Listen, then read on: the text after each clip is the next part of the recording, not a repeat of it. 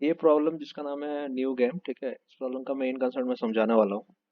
तो इस प्रॉब्लम का मेन कंसेप्ट ये है कि what is probability of S, आपको समझना है प्रोबेबिलिटी ऑफ एस क्या है। देखो, ये जो प्रॉब्लम होता है वो डीपीआरएस से सॉल्व होता है। वो कैसे सॉल्व होता है, मैं प्रॉब्लम का एक सॉल्यूशन जो है वो मैं भी लिंक में दे दूंगा, ठीक है, वो आप देख लेना।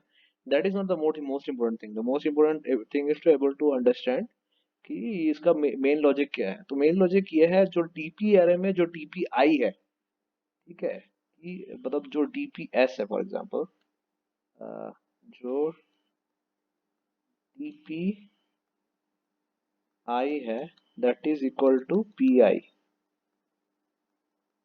ठीक है।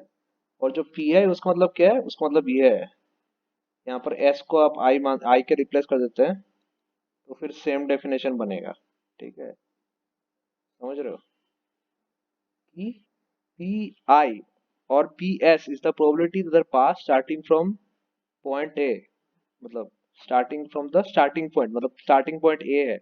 आप अपने केस में क्वेश्चन में स्टार्टिंग पॉइंट जीरो था, starting point A reaches point S. देखो फॉर एग्जांपल, देखो ए से स्टार्ट होगा, एंड ए पे ए को रीच करेगा। अब स्टार्ट ए से हो रहा है तो ए को रीच करेगा ही करेगा हर हर हर पॉइंट पे। तो पी ऑफ ए इस केस में क्या हो जाएगा, वन हो जाएगा। पी ऑफ के इस केस में क्या हो जाएगा, वन हो जाएगा, ठीक है। ये आपको रिवाइंड करके वो प्रॉब्लम देखना पड़ेगा और थोड़ा सोचना पड़ेगा इस प्रॉब्लम के बारे में, ठीक है। लेकिन लेकिन मतलब मैंने जो बोल रहा हूँ ना एग्जैक्टली उसको बार बार सुनना, पता चल जाएगा कि पी ऑफ ए वन क्यों है, ठीक है। इसलिए पी ऑफ सी क्या होगा, देखो तीन पाथ है ए से जाने में, एक पाथ सी में जाता है। तो प्रोबेबिलिटी क्या होगा कि ए से जो पाथ स्टार्ट हो वो सी के थ्रू जाता है, वो होगा 1/3 इंटू, क्योंकि सी तीन पाथ जाते हैं, ठीक है, तीन पाथ में एक सी तक जा रहा है, ठीक है। और फिर मतलब प्रोबेबिलिटी ऑफ डी क्या होगा, ऐसे तीन पाथ ए से निकले, एक कोई पाथ सी में है, उसमें भी दो पाथ निकले, फिर वो डी में है, तो फिर हाफ ऑफ पी ऑफ सी यानी पी ऑफ डी, समझ रहे हो।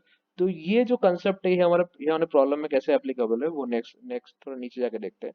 देखो, अगर हमको पी ऑफ फोर निकालना है, तो पी ऑफ फोर से निकालने का कौन सा पाथ होता है, एक ये पाथ होता है जो कि पी ऑफ वो जीरो से यहाँ पर जाने का, पी ऑफ जीरो से तीन पाथ निकल रहे हैं, एक पाथ यहाँ पर जाएगा, तो उसका प्रोबेबिलिटी होगा 1/3 इंटू पी ऑफ जीरो, ठीक है, जो कि इक्वल टू हो जाएगा पी ऑफ वन, ठीक है।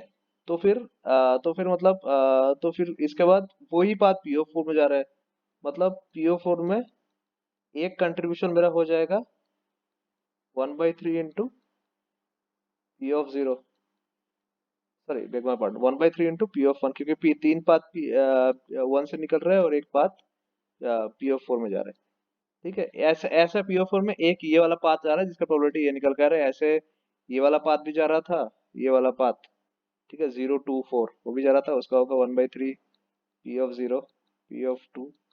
और एक पार्ट थ्री से भी होके जा रहा था, तो उसका हो जाएगा 1/3 इंटू पी ऑफ थ्री।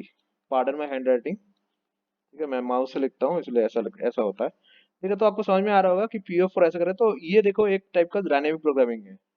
अगर मैं डीपीआई कर दूं इसको, ठीक है, तो फिर ये हो जाएगा i-3, ये हो जाएगा i-, समझ रहे हो ना, ये हो जाएगा i-2, और ये हो जाएगा, ओके, i-2, मतलब डीपी ऑफ, और ये हो जाएगा i-3,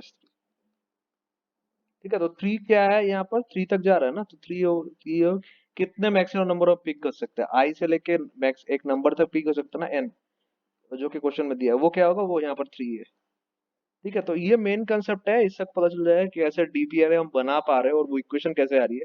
जनरली क्या होता है, वो इक्वेशन लोग लिख देते हैं, लेकिन ये पाथवे टाइप का कुछ ग्राफ नहीं बनाते हैं जिसमें ये समझ में आए जो इक्वेशन आ क्यों रहा है। पीओ फोर में आने के बहुत सारे रास्ते हैं, हर रास्ते का प्रोबेबिलिटी ऐसा है, ठीक है। तो अगर हमने ऊपर वाले रास्तों का, पहले वाले रास्तों को पता हमको पहले से है, तो हम उसको नीचे वाले रास्ते भी पता कर सकते हैं। ये डीबी का मेन प्रीमिस है, ठीक है। मैं भी नेक्स्ट वीडियो और कोई और वीडियो में अच्छे से समझाऊंगा, लेकिन I think this sort of understanding is okay. Base case क्या है, पी ऑफ जीरो वन है, क्योंकि जीरो से स्टार्ट करते हुए जीरो जीरो तक जाएगा, ऐसे मतलब जीरो से अगर स्टार्ट करें तो जीरो से होके होके हो जाएगा, ऐसे कितने रास्ते, सारे ही रास्ते जीरो से होके हो जाते हैं, क्योंकि रास्ते ही जीरो से स्टार्ट होते हैं, समझ रहे हो ना। तो पी ऑफ जीरो को टू वन है, वो बेस केस है, बाकी कोई भी केस अपना सॉल्व हो जाएगा। तो बेसिकली ये निकालना होता है कि के कितना है। ऐसा था कि के से नीचे तक जब तक है तब तक हम पिक कर सकते हैं, और के से ज्यादा होते ही बंद कर देंगे, तो के प्लस वन करके अगर सपोज के प्लस एन माइनस वन तक हम पिक कर जा सकते हैं, ठीक है। वो क्यों है थोड़ा सा सोचना, आपको पता चल जाएगा, क्योंकि अगर के माइनस वन था और मैक्सिमम हमने पिक किया एन, तो फिर यही तक जा सकता है, तो यही मैक्सिमम लिमिट है, उसके बाद गेम आगे बढ़ेगा नहीं। तो बस यहाँ यहाँ तक ऐड कर देना, और जो भी के से के प्लस वन जो डीपी आ रहा है उसका एडिशन ही आंसर होगा, क्योंकि मतलब यही सारे एंडिंग केसेस है ना। तो मतलब बेसिकली ऐसा ऐसा यही सारे एंडिंग केसेस है, तो मतलब तो बस यही आंसर अपना हो जाएगा। तो मतलब अगर आपको कोई एक पर्टिकुलर बोला है कि के प्लस वन या कोई एक आंसर में से कोई एक पार्ट निकालना है, तो वो भी आप निकाल सकते हो। ठीक है, समझ रहे हो ना। तो क्वेश्चन एग्जैक्टली क्या बोला था, मैं थोड़ा देख लेता हूँ। I am not seeing it. What was the description of the question? Probability N और फ्यूअर पॉइंट्स। ठीक है, एन और फ्यूअर पॉइंट्स क्या होगा? ठीक है, तो मतलब हाँ, तो मतलब ये है कि मतलब ऐसा ऐसा होगा कि मतलब एन अगर एन सपोज जो अभी मैंने एन बताया, वो ये जो एन है वो नहीं, अभी जो मैंने एन बताया जो क्वेश्चन में था, अगर ये एन एन ये है, एन और मोर बोला था ना क्वेश्चन में, क्या बोला था? एन और फ्यूअर पॉइंट्स।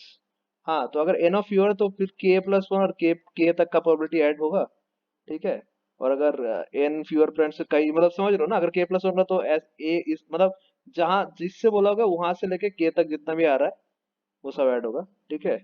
इसके बियॉन्ड के प्लस एन माइनस वन के बियॉन्ड जितना भी वैल्यू होगा वो सबका तो जीरो है, क्योंकि भाई मतलब वो तो रीच ही नहीं करेगा ना। आप यहाँ तक कि यहाँ तक मैक्सिमम पे जाएंगे और इसके पहले नंबर कभी अटेंड ही नहीं होगा, क्योंकि फिर मतलब एज पर the condition of the game end हो जाता आ जाता है।